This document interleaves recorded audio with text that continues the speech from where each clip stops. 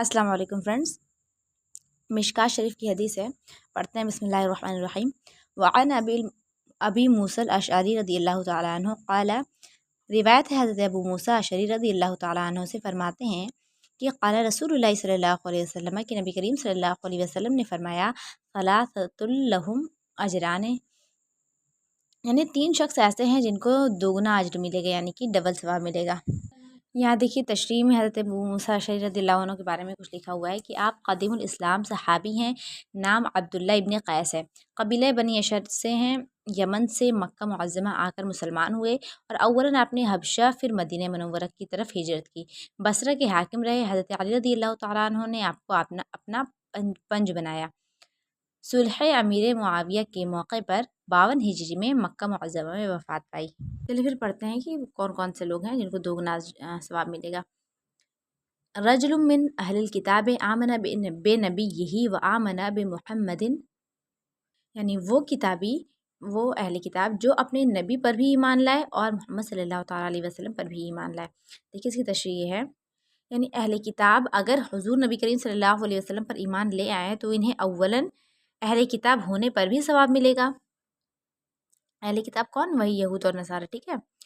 सवाब मिलेगा अगरचा उस हालत में वो अपने नबियों पर गलत तरीके से ईमान लाए थे, यानी कि ईसाई हज़रत मूसा हज़रत मसीह यानी ईसा मसीह को अल्लाह ताला का बेटा और यहूद लोग हज़रत उज़ैर को खुदा का बेटा कहते थे, अस्तग़फिरुल्लाह। मगर चूँकि ये लोग जो है नबियों को सच्चा और उनकी किताबों को बरहक मानते थे, इस वजह से उनको उसका भी सवाब मिलेगा और नबी करीम सल्लल्लाहु अलैहि वसल्लम पर भी वो ईमान लाने का सवाब मिलेगा, तो उन्हें 2 सवाब मिलेगा। देखिए दूसरा बंदा वो है कि वल अब्दुल ममलूको इज़ा अद्दा हक़्क़ल्लाहि व हक़्क़ मवालिहि, यानी कि वो ग़ुलाम ममलूक जो जब अल्लाह ताला का हक़ भी अदा करे, जो अल्लाह ताला का भी हक़ अदा करे और अपने मौलाओं का भी, यानी इस तरह की एक ही ग़ुलाम है और उसके कई आका हैं, कई मौला हैं, ठीक है।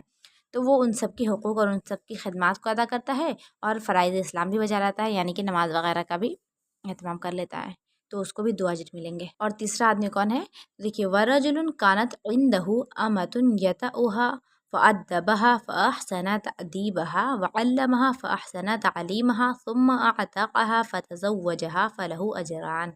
तीसरा वो शख्स जिसके पास बांदी थी, जिससे वो सोहबत करता था, उस शख्स ने उसे अच्छा अदब सिखाया और उसे अच्छी तरह इल्म सिखाया, फिर उसे आज़ाद करके उससे निकाह कर लिया, इसके लिए दोहरा सवाब है।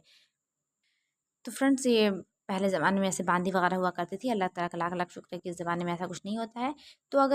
तो उस ज़माने में ये था कि अगर इस तरह की कोई बांदी है जिसे तालीम वगैरह दी है और फिर उसको आज़ाद भी कर लिया, तो आज़ाद करने का भी सवाब उसको मिलेगा। उसके बाद उससे उसको निकाह करके बाइज़्ज़त तौर पर उसको अपनी बीवी बनाएगा, निकाह में लाएगा, तो उसका भी उसको सवाब मिलेगा, तो फिर उसके लिए दुआ जो है, ठीक है। अब दूसरी हदीस पढ़ते हैं, बिस्मिल्लाहिर्रहमानिर्रहीम।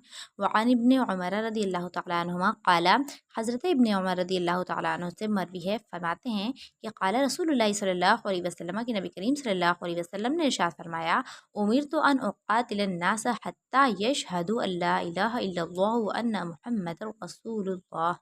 लेकिन नबी करीम सल्लल्लाहु अलैहि वसल्लम ने फरमाया कि मुझे हुक्म दिया गया है कि लोगों से जंग करूं ताकि गवाही दें कि रब के सिवा कोई माबूद नहीं और मोहम्मद सल्लल्लाहु अलैहि वसल्लम अल्लाह के रसूल है। देखिए यहाँ पर हत्ता जो है ताकि के माने में, यानी जैसे असलम तो हत्ता अदखल जन्नता, मैं इस्लाम लाया ताकि मैं जन्नत में दाखिल हो जाऊँ, यानी मुझे यहाँ पे ये कहने का मतलब है कि यानी मुझे हुक्म इलाही है कि मुल्क गिरी है, ज़मीनों को लेने के लिए या फिर माल गिरी दौलत जमा करने के लिए उसकी नीयत से जिहाद ना करूं, बल्कि लोगों को हिदायत देने की नीयत से जिहाद करूं।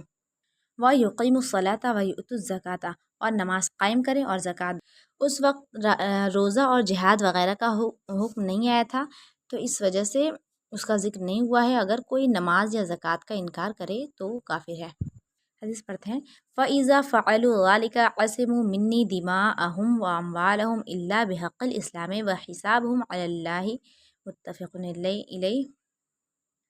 जब ये कर लेंगे, तर्जुमा ये है कि जब ये कर लेंगे तो मुझसे अपने अपने खून और माल बचा लेंगे, सिवाय इस्लामी हक़ के उनका हिसाब अल्लाह रब्बुल इज़्ज़त के ज़िम्मे करम पर है। फ्रेंड्स यहाँ पे लिखा हुआ है सिवाय इस्लामी हक़ के, तो क्या मतलब?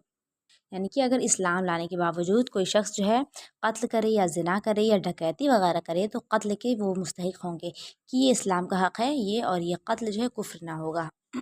یہاں پر یہ بھی ہے کہ اگر کوئی زبانی